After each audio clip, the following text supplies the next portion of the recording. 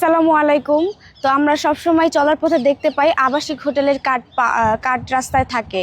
So আমি যেহেতু বেকার, সো আমার একটা জব লাগবে। সো আজকে আমি এই আবাসিক হোটেলে একটা কল দিয়ে দেখবো যে কোনো জব পাওয়া যায় কিনা।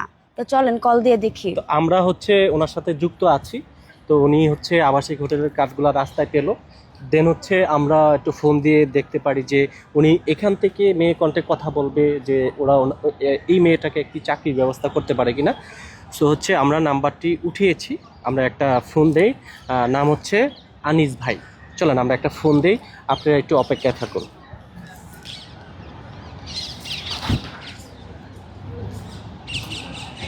এখানে মাইক।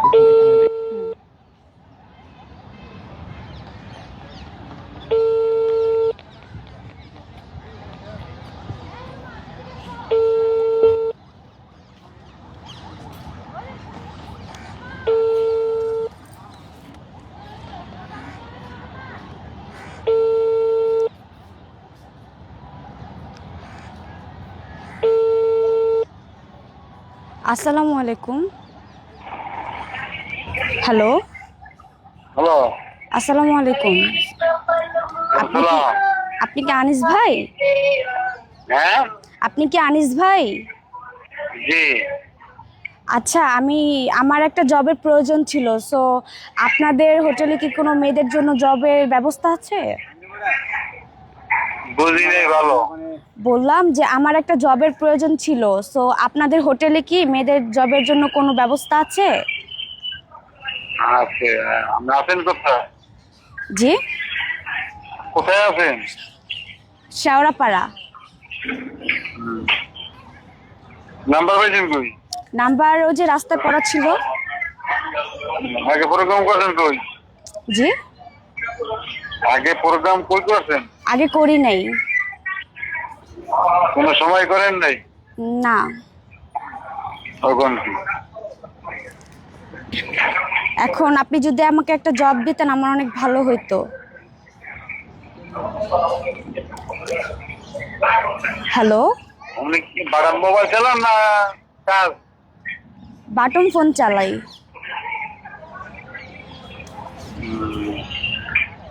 বাড়ান চালান? জি জি। সেটা কি পারবেন? অবশ্যই পারবো। যদি না পারি তাহলে তো আর আপনাকে শুধু শুধু কল দিতাম না। অভিজ্ঞতা থাকলে তো পারবেন, অভিজ্ঞতা না থাকলে পারবেন? অভিজ্ঞতা আছে, সমস্যা নেই, ওটা নিয়ে আপনার টেনশন না করলেও চলবে। ও, এখন যদি একটা জব দিতেন তাহলে ভালো হইতো। ভালো হইতো। জি জি। দেখি চেষ্টা করে। চেষ্টা বলতে ঠিকানাটা কোথায় একটু বললে ভালো হতো। হ্যাঁ, ঠিকানাটা একটু বললে ভালো হতো। কেন বললে ভালো হইতো? জি জি। শ্যামলি চেনেন? শ্যামলি জি, শ্যামলী চিনি। চেনেন? জি এটা শ্যামলি। জি জি। আচ্ছা, একটু পরে কল দিই। হ্যাঁ, আজান দিতেছে তো। দেখেন, আমি তো স্টুডেন্ট মানুষ। আনিস ভাইকে কল দিছিলাম, সে কি বললো আপনারা তো শুনতেই পাচ্ছিলেন। সো আমরা তো স্টুডেন্ট মানুষ, এগুলো যদি আমরা চলার পথে এই কার্ডগুলো পেয়ে থাকি আমরা তো লজ্জাবোধ করি না। আমাদের ভাই আছে, ব্রাদার আছে, এগুলো যদি দেখে আমাদের চোখের সামনে পড়লে তো আমরা লজ্জাবোধ করি। সো ওদের কেমন কমন সেন্স যে ওরা রাস্তাঘাটে এগুলো ফালায় রাখে। ধন্যবাদ। আপনার নামটা? ফাতেমা। ফাতেমা। ফাতেমা যে কথাগুলো বলছে, এই ফাতেমার কথার সাথে আমিও একমত।